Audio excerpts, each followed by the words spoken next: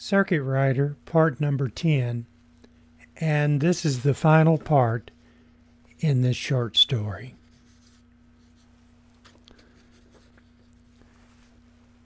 Part 10 starts out from where part 9 left off, and Bobby is at Sal's grandmother's house.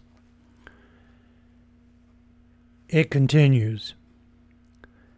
I apologize that I prevented you from speaking just now, but you came to my grandmother's house to see me, and that has reinforced what I was thinking. Before I share with you what I am about to say, I want my grandmother to join us on the porch.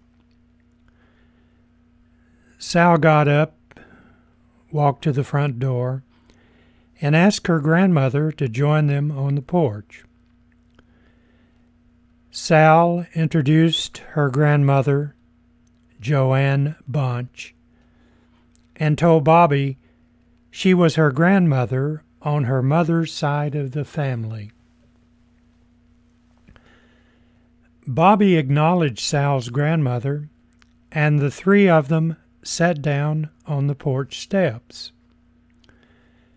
Bobby was surprised when Sal's grandmother sat between Bobby and Sal. Joanne did not say anything, but she had a sly grin on her face. Sal continued to speak.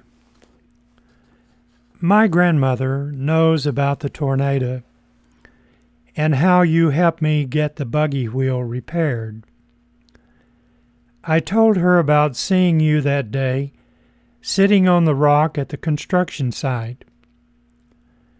I wanted to stop and talk to you, but as you know, Pleasant Valley folks, up until now, were not welcoming to strangers. One day, I started to go into Clarksburg to see if I could see you, but my grandmother talked me out of that idea. I had no idea you would come to Pleasant Valley and do what you did with John Sweeney and the people at Pleasant Valley. I had a premonition that you wanted to see me, and when I saw you coming up the road to my grandmother's house, I knew you were thinking of me as much as I was thinking of you.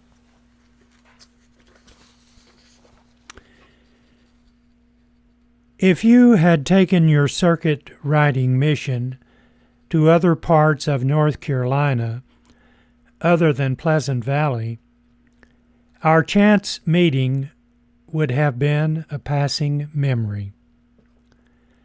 I have heard about the plans to build a church, and I believe that will keep you in Pleasant Valley for a long time. From the talk I am hearing about how the church needs to be furnished indicates you and the congregation will need more money than can possibly be raised by donations. The day I paid the man for fixing my buggy wheel, I saw you notice the large bag of gold coins I had. That came from the sale of my father's paintings. My mother had several of his paintings stored here at my grandmother's house. I have been dealing with an art dealer in Asheville, North Carolina, and that was where I was returning from the day of the tornado. My father's paintings are popular with a dealer who is placing them in stores in New York and Chicago. I have enough money from the sale of those paintings to pay for the construction of the church. I don't want anyone to know where the money came from, and I plan to secretly deliver them to John Sweeney as a donation. Only you and my grandmother will ever know where the donation came from. I will not ask you to promise you will not tell, because I know you will take that secret to your grave. Bobby sat on the steps with Sal and her grandmother, not believing what he was hearing. Sal continued, "Now for the part I am reluctant to mention, but as I said, I think my premonition is true and is a part of what you have started in Pleasant Valley."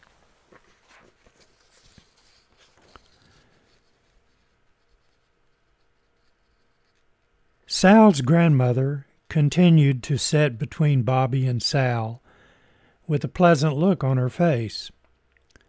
Sal placed her hand in her grandmother's hand as she continued to speak. "Bobby, I believe what you have created in this part of North Carolina will grow into a movement and revival that will be talked about all over the world. But you cannot do it as a single man. You must have a wife, and I want to be that wife that will help you on your mission." When Sal said that, Bobby, for the first time in his life, was at a loss for words.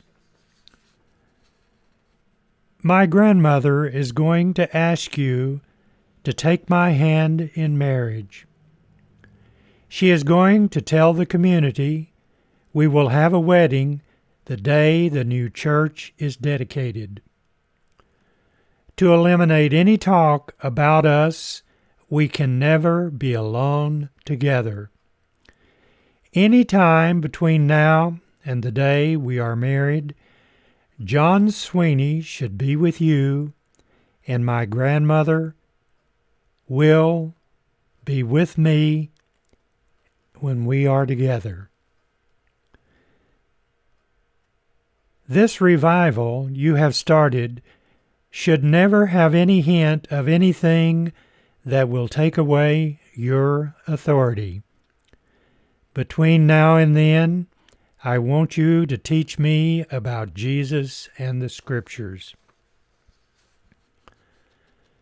Bobby was speechless, but he knew Sal was correct. If he was going to be the pastor of the Pleasant Valley Church, he needed a wife.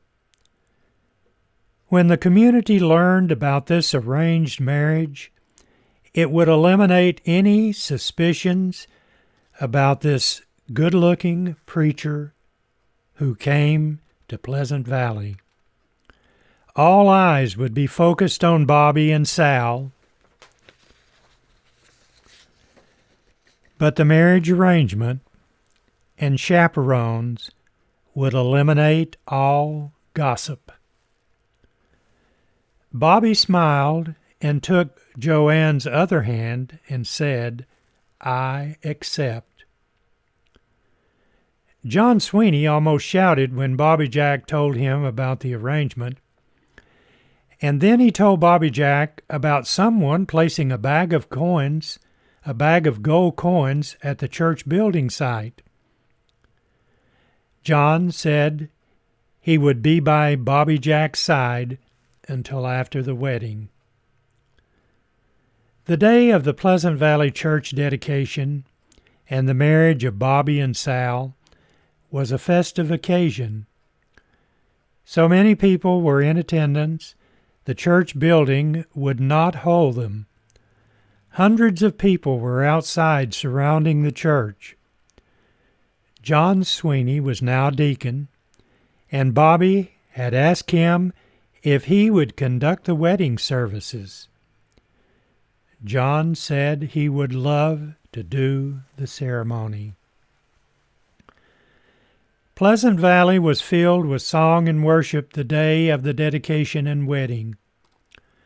When Bobby walked into the pulpit with John Sweeney and the three horsemen who had witnessed John's conversion that day on John's front porch, John whispered into Bobby's ear, "Bobby Jack, I must inform you, I cannot perform this wedding between you and Sal."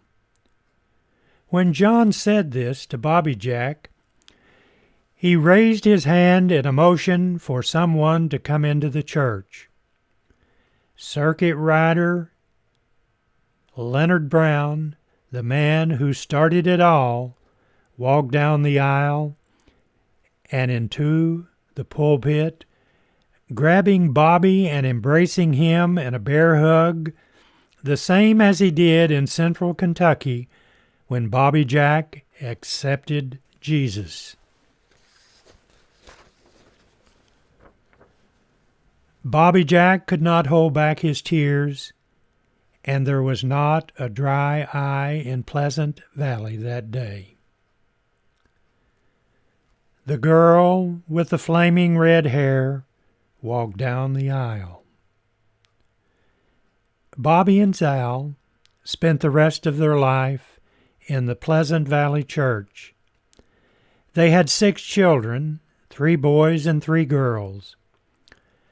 Bobby Jack passed away on his 100th birthday, the 14th of July, 1920.